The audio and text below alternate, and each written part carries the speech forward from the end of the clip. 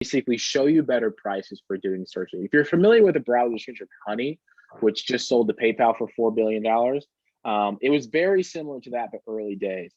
This is kind of the timeline. So this is my company, 2010, originally from St. Louis. The company was called Growth Systems. We got close to 10 million users. We sold it to a company called info.com, a British company. And then once we sold the company, we changed the name. So we shifted it from Growth Systems to Complementix, okay? So what Complementix does, and this is kind of our story and our background. If you want to learn more, just go to complementix.com.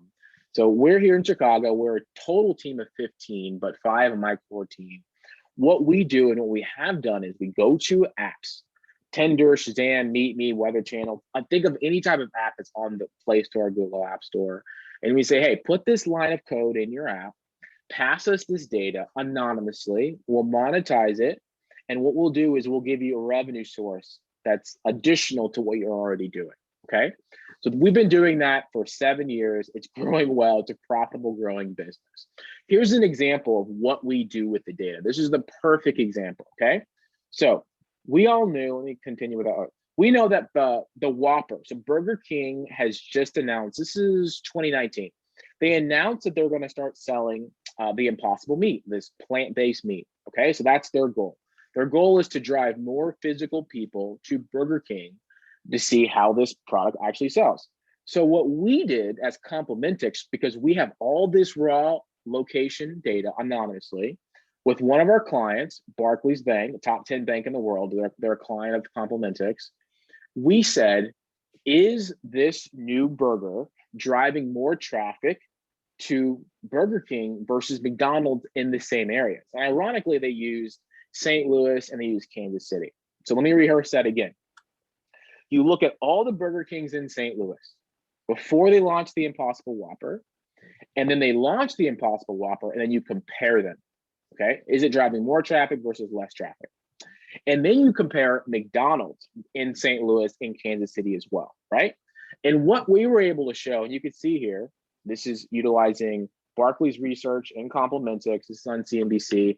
This was the CIO of Charles Schwab retweeted this. Everybody retweeted this because we were one of the first companies to know that this Impossible Whopper drove more traffic than McDonald's in those key areas, right? So there is value in us as Complementix in this scenario, knowing before Burger King does an earnings call, before McDonald's does an earnings call, that people actually want to go to Burger King to try out this new Whopper. And that got popular. Then all these hedge funds and banks came out to us, and many of those came on board, and those are clients of ours. And that's where Tapestry comes in.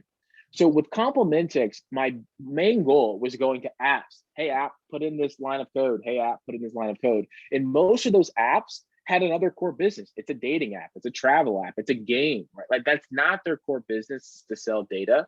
And many of them are trying to do it all hush hush secretly, but they are consenting you. It's deep in the privacy policy and the terms of agreements that you'll never read, of course. But what I want to do is get around all that. So Complementix is a growing business. It's still here in Chicago with a lot of clients. I'm going directly to the consumer.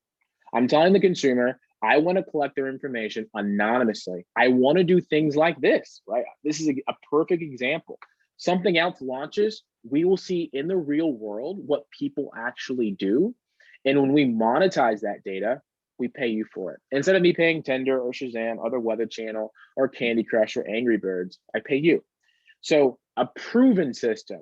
Imagine us doing this in every city in America, eventually every city across the globe, looking at London and Dubai and China, how China's growing or not growing, or looking how American cities are growing, or how American universities are growing, all completely anonymously. So that's kind of how it works. Hopefully that brings a bit more clarity. It does, Walter. And one more thing along those lines, one of the things that makes this Tapestry app so special is from day one, we're going to have access to your old company's data. So it's not like Correct. the apps we give out is all the data that's going to be on there. So you want to address that real quick, because that's going to make this a very hot app for the consumer, really from day one. Yeah, so what am I on mute? Hopefully, okay, I'm on mute. No, Yeah, so what I'm doing is I'm putting Complementix data in there. So imagine we launched Tapestry, we have tens of thousands of users, which is a decent amount, but in the world of apps, it's really, really small.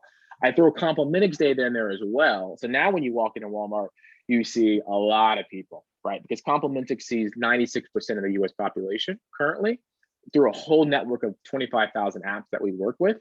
The goal is to have Tapestry replace Complementix data set, right? As so many people are concerned about ethically sourced meat and everything has to be organic, we care about ethically sourced data, and that is with your permission and with paying you. That's the goal.